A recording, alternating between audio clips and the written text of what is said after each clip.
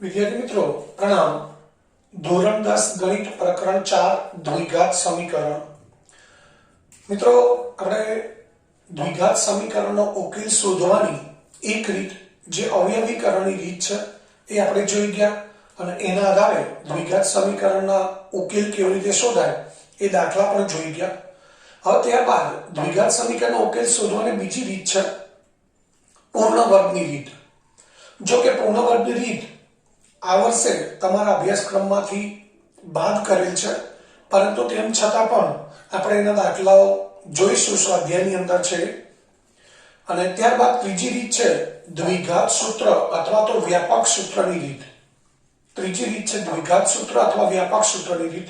તો એની અંદર મિત્રો દ્વિઘાત સૂત્રનો ઉપયોગ કરી અને આપણે દ્વિઘાત સમીકરણના ઉકેલ શોધવાના છે।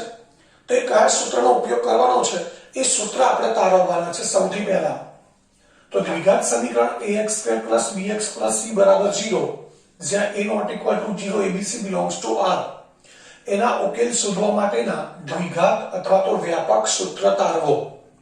જે સૂત્રની મદદથી આપણે દ્વિઘાત સમીકરણના ઉકેલ શોધવાના છે એ બે સૂત્રો આપણે તારવવાના છે, જેને દ્વિઘાત સૂત્ર અથવા તો વ્યાપક સૂત્ર કહેવાય। તો શરૂઆત કરીએ પહેલા દ્વિઘાત સમીકરણ ax² + bx + c = 0 છે। હવે આપણે આ જે દ્વિઘાત બહુપદી છે એને પૂર્ણ વર્ગ બહુપદી બનાવી છે। આ દ્વિઘાત બહુપદીને પૂર્ણ વર્ગ બહુપદી બનાવી છે। તો એના માટે પ્રથમ પદ પૂર્ણ વર્ગ બનાવવું છે। તો એના માટે આપણે પ્રથમ પદ ને પૂર્ણ વર્ગ બનાવવા માટે for a વડે ગુણવાના છે। એટલે આખી બહુપદીને અથવા તો આખા સમીકરણને એટલે કે ડાબી બાજુ અને જમણી બાજુ for a વડે ગુણવાના છે। તો for a વડે ગુણીએ તો અહીંયા થશે 4a² x² + 4abx + 4ac અને for a ગુણ્યા 0 કરીએ એટલે ગુણાકાર તો 0 જ આવશે। અહીં લખી શકીએ આપણે બંને બાજુ for a વડે ગુણતા। હવે બંને બાજુ b² ઉમેરવાના છે। 4a² x² + 4abx + b² + 4ac બરાબર 0 + b²। બંને બાજુ શું ઉમેરવાનું છે? b² ઉમેરવાના છે। અહીં લખી દઈએ બંને બાજુ b² ઉમેરતા। હવે આ 4ac છે ને આપણે જમણી બાજુ લઈ જઈએ છે। તો ડાબી બાજુ 4a² x² + 4abx + b² બરાબર b² - 4ac। 4a² x² + 4abx + b² 4ac સામે લઈ ગયા। જમણી બાજુ શું છે? 0 + b² એટલે b²। 4ac સામે લઈ જઈએ એટલે b² - 4ac થાય। મિત્રો હવે આ પૂર્ણ વર્ગ પદાવલી છે a² + 2ab + b² પ્રકારની। a² + 2ab + b² પ્રકારની પૂર્ણ વર્ગ પદાવલી છે। પ્રથમ પદ અંતિમ પદ પૂર્ણ વર્ગ છે અને મધ્યમ પદ સૂત્ર પ્રમાણેનું છે। તો આના અવયવ શું લઈએ છીએ આપણે? a + b નો હોલ સ્ક્વેર। તો એવી રીતે આના આ અવયવ કેવી રીતે લીધા? પ્રથમ પદનું વર્ગમૂળ, મધ્યમ પદની નિશાની, અંતિમ પદનું વર્ગમૂળ નો હોલ સ્ક્વેર। તો અહીંયા પણ આપણે અવયવ ડાયરેક્ટ લખી દઈએ। અહીં આપણે અવયવ લખીએ તો 4ax² નું વર્ગમૂળ થશે 2ax, મધ્યમ પદની નિશાની આવશે, અંતિમ પદનું વર્ગમૂળ b એનો હોલ સ્ક્વેર બરાબર b² - 4ac। તો અહીંયા ડાબી બાજુ છે 2ax + b નો હોલ સ્ક્વેર બરાબર જમણી બાજુ છે b² - 4ac। મિત્રો આપણે અહીંયા દ્વિઘાત સમીકરણના ઉકેલ શોધવાના છે અને ઉકેલ એટલે શું એ આપણે આગળ જોઈ ગયા છીએ। ઉકેલ એટલે સમીકરણમાં આવેલા ચલની કિંમત। તો આ સમીકરણમાં ચલ કયો છે? x। તો હવે આપણે આની પરથી x ની કિંમત શોધવી છે। x ની કિંમત શોધવા માટે b અને 2a ને સામે લઈ જવા પડે, પરંતુ એ પહેલા આ વર્ગ દૂર કરવો પડે। તો વર્ગ દૂર કરવા શું કરવું પડે? વર્ગમૂળ લેવું પડે। તો વર્ગમૂળ ડાબી બાજુ લઈએ તો જમણી બાજુ પણ વર્ગમૂળ લેવું પડશે, પરંતુ જમણી બાજુ વર્ગમૂળ આપણે ક્યારે લઈ શકીએ? કોઈ પણ કિંમતનું વર્ગમૂળ ક્યારે મળે? એ કિંમત ધન હોય અથવા શૂન્ય હોય તો. એટલે જમણી બાજુનું વર્ગમૂળ ત્યારે જ મળે કે b² - 4ac શૂન્ય હોય અથવા તો ધન હોય. એટલે આપણે લખી શકીએ કે જો b² - 4ac greater than or equal to 0 હોય તો બંને બાજુ વર્ગમૂળ લેતા મિત્રો વર્ગમૂળ લઈએ એટલે અહીંયા વર્ગ દૂર થઈ જશે, એટલે આપણને શું મળશે? 2ax + b બરાબર વર્ગમૂળ લઈશું એટલે વર્ગમૂળ પ્લસ અથવા માઈનસ બંને હોઈ શકે. વર્ગમૂળમાં b² - 4ac બંને બાજુ વર્ગમૂળ લીધું છે તો અહીંયા વર્ગ દૂર થઈ જશે, અહીંયા વર્ગમૂળમાં b² - 4ac, પરંતુ એ વર્ગમૂળ ધન પણ હોઈ શકે, ઋણ પણ હોઈ શકે. હવે આપણે x ની કિંમત શોધવા માટે b ને સામે લઈ જઈએ તો 2ax બરાબર b સામે જશે માઈનસ થઈ જશે, -b + or માઈનસ વર્ગમૂળમાં b² - 4ac. હવે x ની કિંમત શોધવા કોને સામે લઈ જઈશું મિત્રો? 2a. તો x બરાબર -b + or માઈનસ વર્ગમૂળમાં b² - 4ac છેદમાં 2a. x ને સૂત્રનો કરતા બનાવવા આપણે 2a ને સામે લઈ ગયા તો x બરાબર -b + or માઈનસ વર્ગમૂળમાં b² - 4ac upon 2a. આ x ની કિંમત મળી. x ની કિંમત એટલે મિત્રો આપણા માટે સમીકરણનો ઉકેલ અથવા બીજ ગણાય. હવે આપણે કહી શકીએ કે આમ જો x ની કિંમત ક્યારે મળે મિત્રો? અહીંયા શરત લખી છે કે b² - 4ac greater than 0 હોય તો. એટલે આમ જો b² - 4ac greater than or equal to 0 હોય તો x બરાબર અહીંયા પ્લસ ઓર માઈનસ છે તો મિત્રો આપણે એને અલગ કરી દઈએ, -b પ્લસ વર્ગમૂળમાં b² - 4ac upon 2a અને x બરાબર -b માઈનસ વર્ગમૂળમાં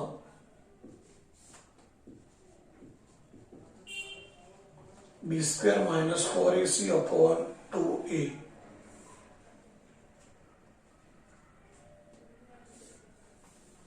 તો આ બે સમીકરણના બે ઉકેલ થયા, -b પ્લસ વર્ગમૂળમાં b² - 4ac upon 2a અથવા x બરાબર -b માઈનસ વર્ગમૂળમાં b² - 4ac upon 2a.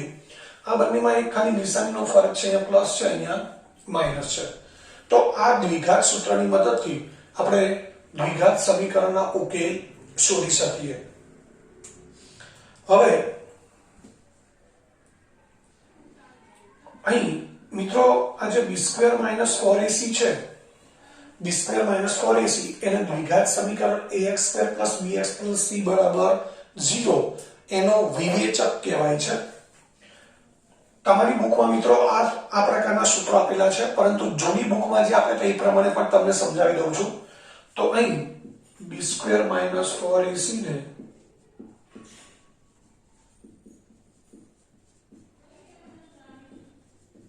દ્વિઘાત સમીકરણ ax² + bx + c બરાબર 0 નો વિવેચક કહે છે, જેને સંકેતમાં d અથવા ડેલ્ટા વડે દર્શાવાય છે. b² - 4ac છે એને દ્વિઘાત સમીકરણ ax² + bx + c બરાબર 0 નો વિવેચક અથવા વિવેચક કહેવાય, જેને સંકેતમાં d અથવા ડેલ્ટા વડે દર્શાવાય. માટે આપણે b² - 4ac બરાબર શું લખી શકીએ? d. તો b² - 4ac ની જગ્યાએ આપણે d મૂકી દઈએ અને દ્વિઘાત સમીકરણના બે ઉકેલ આલ્ફા અને બીટા હોય. અહીં આપણે બંને જગ્યાએ x લખ્યું છે, પણ જેમ આપણે દ્વિઘાત બહુપદીના બે શૂન્યો આલ્ફા અને બીટા લીધા હતા, એમ દ્વિઘાત સમીકરણના બે ઉકેલ આલ્ફા અને બીટા હોય તો આને આપણે આલ્ફા કહીએ અને બીટા કહીએ. તો જો દ્વિઘાત સમીકરણના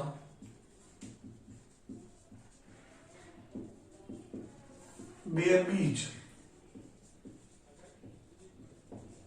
આલ્ફા અને બીટા હોય તો alpha is equal to minus B અને અહીંયા આપણે મૂકી દઈએ છીએ ડી માઇનસ બી પ્લસ વર્ગમૂળમાં ડી અપોન 2a આ એક ઉકેલ થયો અને બીટા બરાબર માઇનસ બી અહીંયા પણ આપણે ડી મૂકી દઈએ છીએ તો માઇનસ બી માઇનસ વર્ગમૂળમાં ડી અપોન 2a તો આલ્ફાનું સૂત્ર છે minus B plus root D upon 2a બીટાનું minus B minus root D upon 2a તો આલ્ફા અને બીટાના બે સૂત્રો થઈ ગયા એટલે કે આપણને બે ઉકેલ અથવા તો બે બીજ મળી ગયા તો આપણે જ્યારે સમીકરણના ઉકેલ દ્વિઘાત સૂત્રની રીતે શોધવાના હોય ત્યારે આ દ્વિઘાત સૂત્ર છે અથવા તો આ સૂત્ર મૂકીએ તો પણ ચાલે બેમાંથી ગમે તે સૂત્રની મદદથી આપણે દ્વિઘાત સમીકરણના ઉકેલ શોધી શકીએ મિત્રો આ જે થિયરી છે દ્વિઘાત સૂત્ર મેળવવાની અથવા તો તારવવાની આટલે સુધી લખીએ તો પણ ચાલે આ થિયરી પર 3 કે 4 ગુણમાં પરીક્ષામાં પૂછાઈ શકે તો એકવાર ફરીથી આપણે એનું પુનરાવર્તન કરી લઈએ આપણે દ્વિઘાત સમીકરણના ઉકેલ શોધવા માટેના દ્વિઘાત સૂત્ર તારવવા છે તો શરૂઆત કરીએ દ્વિઘાત સમીકરણથી જેનું પ્રમાણિત સ્વરૂપ છે ax2 bx c બરાબર 0 જ્યાં a not equal to 0 abc belongs to r આને આપણે પૂર્ણાંક બહુપદી બનાવી છે તો બંને બાજુ 4a વડે ગુણવાના છે બધા પદોને 4a વડે ગુણીએ તો અહીંયા 4a2x2 4abx 4ac બરાબર 0 ગુણ્યા 4a એટલે 0 થશે ત્યારબાદ બંને બાજુ b2 ઉમેરવાના છે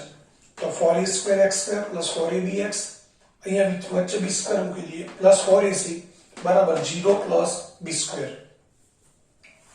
હવે 4a2x2 4abx b2 4ac ને આપણે સામે લઈ ગયા જમણી બાજુ શું છે 0 b2 એટલે b2 છે 4ac સામે લઈ ગયા એટલે b2 4ac હવે આ પૂર્ણાંક પદ આવી છે મિત્રો તો એના આપણે અવયવ પાડીએ તો અવયવ પ્રથમ પદનું વર્ગમૂળ 2x મધ્યમ પદની નિશાની પ્લસ અંતિમ પદનું વર્ગમૂળ b એનો whole square is equal two b2 4ac હવે અહીંયા આપણને ખબર છે કે આપણે દ્વિઘાત સમીકરણના ઉકેલ શોધવા છે ઉકેલ એટલે સમીકરણમાં રહેલા ચલની કિંમત એટલે કે આના પરથી આપણે x ની કિંમત શોધવી છે તો x તો કૌંસની અંદર છે એના પરથી x ની કિંમત શોધવા માટે પહેલા વર્ગ દૂર કરવો પડે અને ત્યારબાદ b અને 2a સામે લઈ જઈએ એટલે આપણને x ની કિંમત મળે તો વર્ગ દૂર કરવા શું લેવું પડે બંને બાજુ વર્ગમૂળ પણ વર્ગમૂળ ત્યારે જ મળે કે જ્યારે જમણી બાજુ ધન અથવા શૂન્ય હોય ઋણ સંખ્યાનું ક્યારેય વર્ગમૂળ મળતું નથી એટલે આપણે ધારી લઈએ કે જો b2 4ac greater than or equal to 0 હોય તો બંને બાજુ વર્ગમૂળ લેતા અહીંયા વર્ગમૂળ લઈ એટલે વર્ગ દૂર થઈ જશે અને b2 4ac નું વર્ગમૂળ જે ધન અથવા ઋણ હોય હવે b ને સામે લઈ જઈએ છે તો 2ax બરાબર માઈનસ આ b પ્લસ છે માઈનસ થઈ ગયા minus b plus or minus વર્ગમૂળમાં b2 4ac ત્યારબાદ 2a સામે લઈ જઈએ તો x બરાબર minus b plus or minus વર્ગમૂળમાં b2 4ac upon 2a આમ જો b2 4ac ગ્રેટર ધેન 0 હોય તો આપણને બે બીજ મળે છે x બરાબર માઈનસ b પ્લસ વર્ગમૂળમાં b2 4ac upon 2a બીજું બીજ છે x બરાબર માઈનસ b માઈનસ વર્ગમૂળમાં b2 4ac upon 2a તો આ આપણા દ્વિઘાત સૂત્ર થઈ ગયા જોડી બુક પ્રમાણે જોવા જઈએ તો દ્વિઘાત સૂત્ર આ પ્રમાણે આવે જેમાં b2 4ac છે એને આપણે દ્વિઘાત સમીકરણ ax2 bx c બરાબર 0 નો વિવેચક કહીએ છીએ જેને સંકેતમાં d અથવા ડેલ્ટા વડે દર્શાવાય છે એટલે b2 4ac બરાબર આપણે d લખી શકીએ અને દ્વિઘાત સમીકરણના બે બીજ એક બીજ આલ્ફા બીજો બીજ બીટા હોય તો આપણે બે સૂત્રો મળશે alpha is equal to minus b plus root d upon 2a beta બરાબર minus b minus root d upon 2a તો આ દ્વિઘાત સૂત્ર થઈ ગયા નીચેના બે અથવા ઉપરના બે ગમે તે રીતે આપણે ગણી શકીએ છીએ તો મિત્રો આ થિયરી છે એ બરાબર સમજી અને બે વખત લખવાની છે કારણ કે પરીક્ષામાં 3 કે 4 ગુણમાં આ સૂત્ર તારવવાનો પ્રશ્ન પણ પૂછાઈ શકે તો આ દ્વિઘાત સૂત્ર થઈ ગયું એટલે આપણે દ્વિઘાત સૂત્ર યાદ રાખીશું alpha is equal to minus B plus root D upon 2a beta is equal to minus B minus root D upon 2a. મિત્રો અહીંયા આ જે દ્વિઘાત સમીકરણ છે એના બીજ અહીંયા આપણે શરત લખી છે કે b² - 4ac greater than or equal to 0 હોય એટલે કે આ d છે વિવેચક આ ધન કે શૂન્ય હોય તો જ બીજ મળે. તો સવાલ એ થાય કે b² - 4ac ઋણ હોય તો ઉકેલ મળે નહીં. એનું કારણ છે મિત્રો કે આ ઋણ હોય તો આપણે બંને બાજુ વર્ગમૂળ લઈ શકીએ નહીં અને વર્ગમૂળ ના લઈ શકીએ તો આપણને x ની કિંમત પણ આ રીતે મળે નહીં. એટલે જો b² - 4ac એટલે કે સમીકરણનો વિવેચક ડેલ્ટા અથવા તો d ઋણ હોય <0 હોય તો સમીકરણનો ઉકેલ મળશે નહીં. તો મિત્રો આનો અર્થ એ થયો કે જે સમીકરણનો વિવેચક છે d એ d ની કિંમત ના આધારે સમીકરણના બીજના સ્વરૂપ જુદા જુદા હોય છે. તો અહીંયા d ની કિંમત ત્રણ પ્રકારની આપણે યાદ રાખીશું. એક ગ્રેટર ધેન 0, એક ધન, પછી ઇક્વલ ટુ 0 અને ત્રીજી છે ઋણ. d ની કિંમત ત્રણ પ્રકારની હોય, ધન હોય, શૂન્ય હોય અથવા ઋણ હોય અને એના આધારે આપણે સમીકરણના બીજ છે એ બીજના સ્વરૂપ જુદા જુદા હોતા હોય છે. તો હવે પછી જોઈએ આપણે d ની કિંમતના આધારે દ્વિઘાત સમીકરણના બીજના સ્વરૂપ.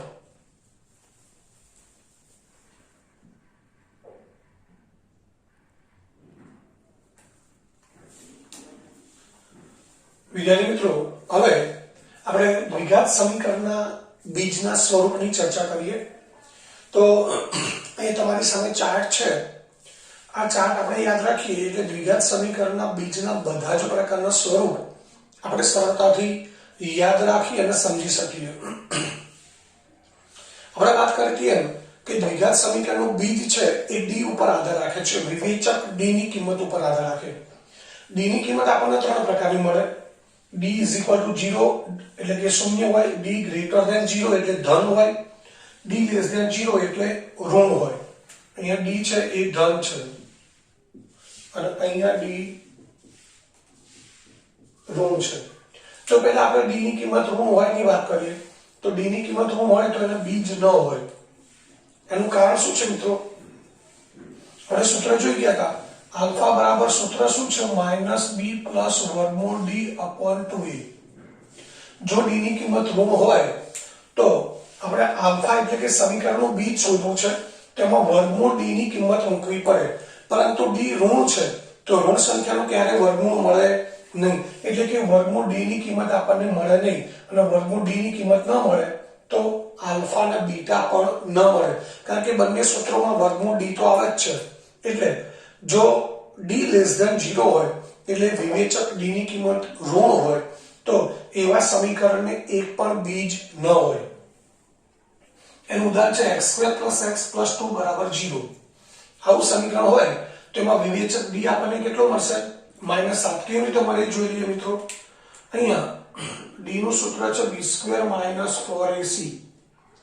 b² એટલે x² નો સહગુણક a ગણાય, x નો સહગુણક b ગણાય, અચળ પદ c ગણાય.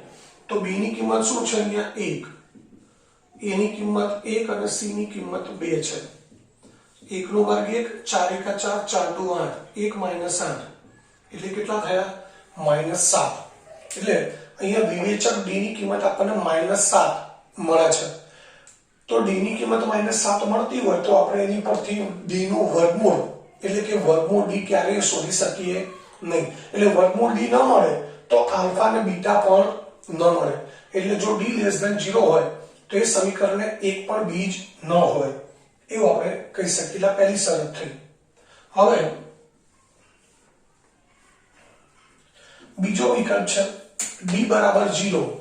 અહીંયા મિત્રો થોડી સમજૂતી વધારે છે એટલે આપણે પછી રાખીએ છીએ. d = 0 હોય. d = 0 હોય તો બીજ કેવા હોય? સમાન હોય. આપણે યાદ રાખીશું બે લાઈનો તો ખાસ. d less than 0 હોય તો બીજ હોય જ નહીં અને d = 0 હોય તો બીજ કેવા હોય? સમાન હોય. અને એ સમાન બીજ શોધવાનું સૂત્ર છે -b અપોન 2a. હવે એનું ઉદાહરણ જોઈએ. x² + 6x - 9 = 0. હવે આ સમીકરણ છે એનો આપણે d વિવેચક શોધીએ તો વિવેચક આપણને શૂન્ય મળશે. કેવી રીતે મળશે એ શોધી લઈએ. અહીંયા કિંમત મૂકી દઈએ આપણે. હવે અહીં તમે જોઈ શકો છો a બરાબર 1 છે, b બરાબર 6, c બરાબર 9 છે. તો b ની કિંમત મૂકી દઈએ 6, a બરાબર 1 અને c બરાબર 9 છે. 6 નો વર્ગ કેટલો થશે? 36. 4 × 4 4 9 36. 36 માઇનસ 36 એટલે 0. d ની કિંમત 0 થઈ તો વર્ગમૂળ d ની કિંમત પણ શું થાય? વર્ગમૂળ 0 એટલે 0 થાય. તો અહીંયા આપણને d ની કિંમત 0 મળે છે. તો એના બંને બીજ કેવા હશે? સમાન. એટલે કે એક જ બીજ હશે એવું કહી શકાય. સમાન બીજ અથવા તો બીજ કેટલા હશે? એક જ હશે. આનું કારણ શું મિત્રો? તો આલ્ફા બરાબર -b પ્લસ વર્ગમૂળ d અપન 2a છે અને બીટાનું સૂત્ર શું છે? -b માઇનસ વર્ગમૂળ d અપન 2a. હવે આ બંને સૂત્રોની અંદર વર્ગમૂળ d ની કિંમત આપણે કેટલી મૂકવાની છે? 0. આ 0 મૂકી દઈએ એટલે બાકીનું તો બાકી વધ્યું -b અપન 2a, અહીંયા વધ્યું -b અપન 2a. તો બંને બીજ માટે સૂત્ર શું થઈ ગયું? -b અપન 2a. એટલે આપણને બંને સમીકરણના બંને બીજ મળી જાય. મિત્રો સમજો, આલ્ફાનું સૂત્ર છે, બીટાનું સૂત્ર છે, ખાલી ફરક છે પ્લસ માઇનસનો. પરંતુ આ સમીકરણ માટે આપણને d ની કિંમત 0 મળે છે.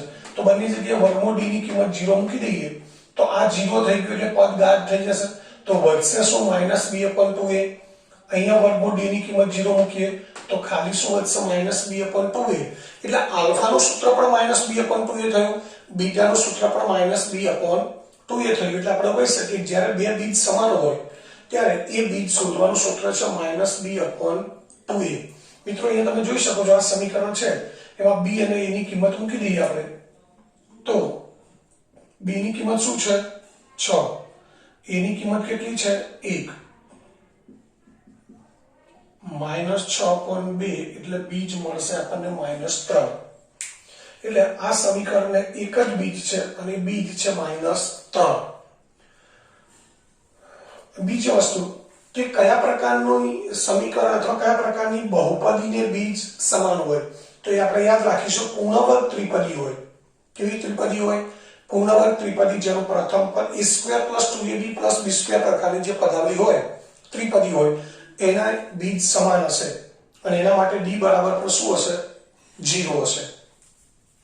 તો બીજું સ્વરૂપ થયું કે જો વિવેચક d ની કિંમત 0 હોય તો એવા સમીકરણના બે બીજ કેવા હોય મિત્રો? સમાન હોય. હવે ત્યારબાદ ત્રીજો વિકલ્પ છે કે d > 0 હોય એટલે કે d ધન હોય.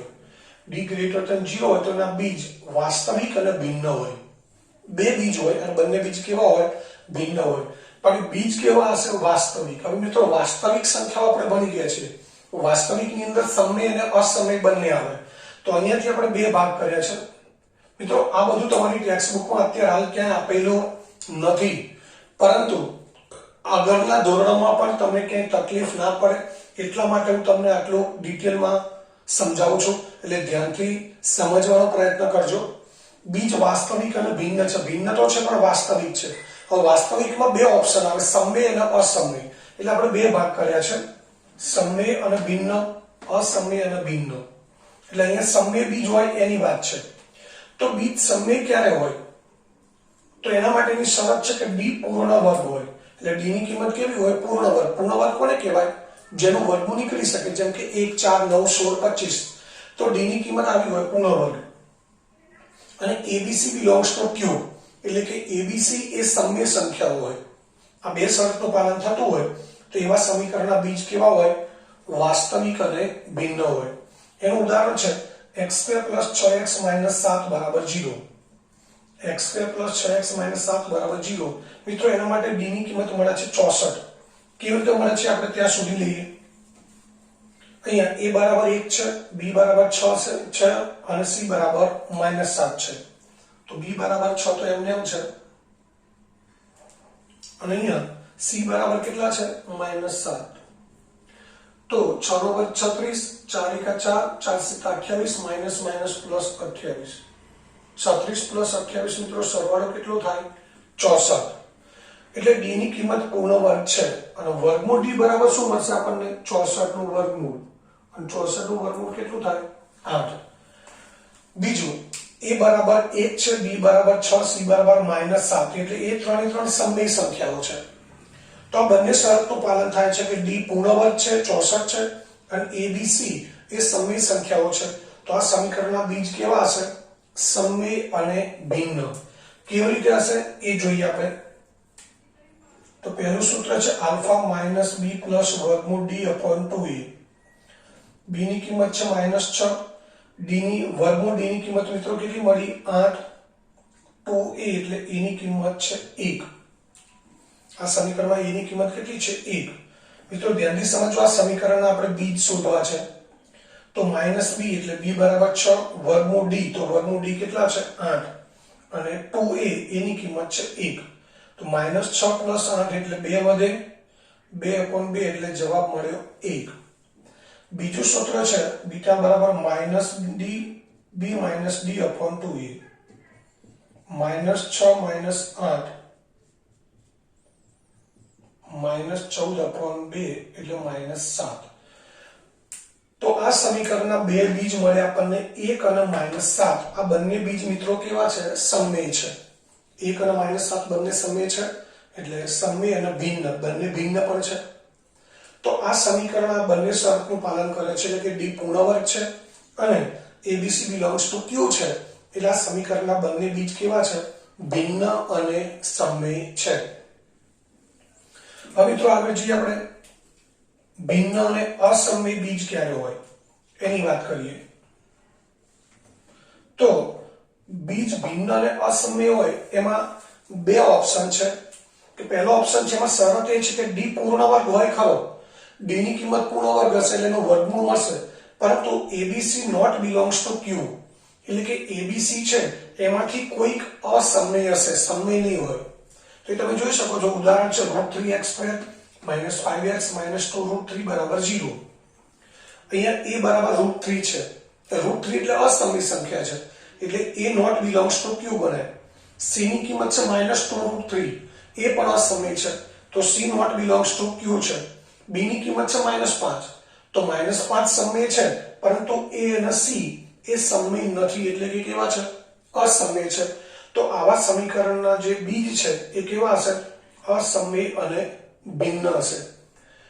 d ની કિંમત ધન છે એટલે બીજ તો ભિન્ન હશે જ, પરંતુ abc a અને c અસમય છે એટલે બીજ કેવા હશે?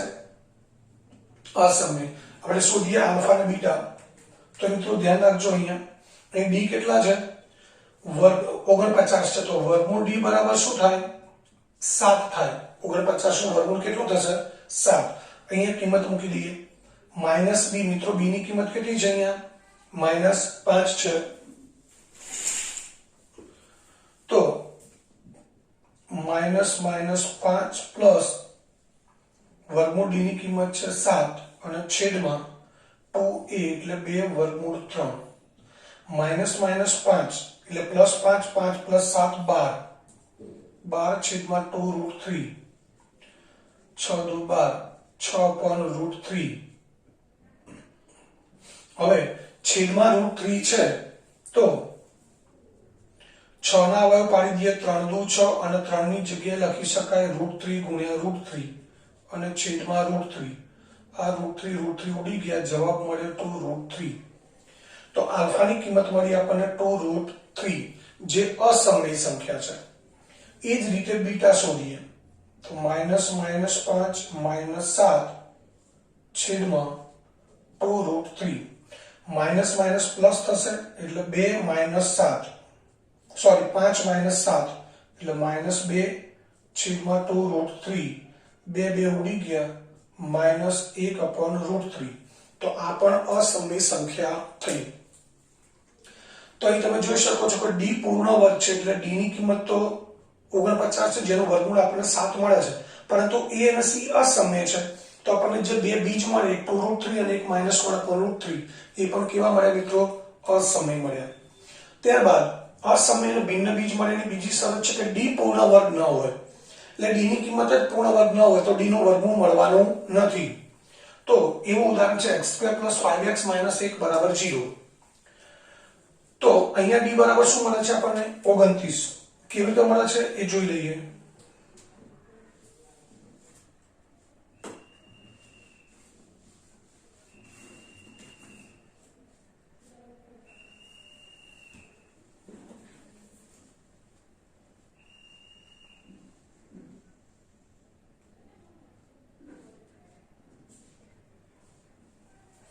અહીંયા આ સમીકરણમાં a બરાબર 1 છે, b બરાબર 5 અને c બરાબર -1 છે.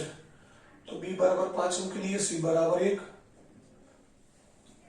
a બરાબર 1, c બરાબર -1. તો b નો વર્ગ એટલે 5 નો વર્ગ 25 માઇનસ માઇનસ પ્લસ 4 × 4 25 + 4 29. તો વર્ગમૂળ d બરાબર શું થાય મિત્રો? વર્ગમૂળ 29. d ની કિંમત 29 છે. આપણે તો કોની કિંમત મૂકવાની છે? વર્ગમૂળ d ની. તો વર્ગમૂળ d શું મળ્યું આપણને? વર્ગમૂળ 29. હવે અહીંયા કિંમત મૂકી દઈએ, -b એટલે -5 પ્લસ વર્ગમૂળ 29 2 × 1 -5 પ્લસ વર્ગમૂળ 29/2. હવે અહીંયા તો કશું થઈ શકે નહીં. વર્ગમૂળ 29 અસમય સંખ્યા છે, તો આખી સંખ્યા પણ અસમય બને. એવી જ રીતે અહીંયા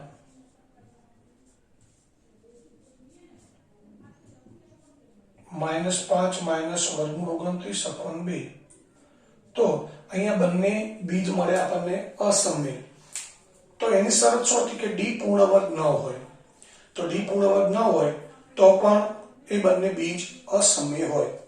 તો મિત્રો આ રીતે આ દ્વિઘાત સમીકરણના જે બીજ છે એ બીજના સ્વરૂપ તમને બરાબર ડિટેલમાં વ્યવસ્થિત રીતે સમજાવી દીધા છે.